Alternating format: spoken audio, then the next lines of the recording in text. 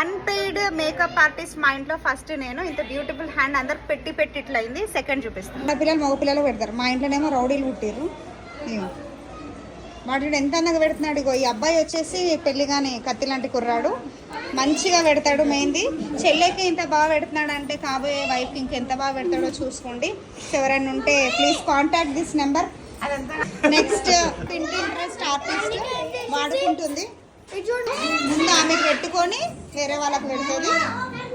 అని నువ్వేం చేయకు, జస్ట్ ఒక దగ్గర కూర్చొని మెహందీ పెట్టించుకో అంటే అంటించుకుంటున్నా పెళ్లి కొడుకు.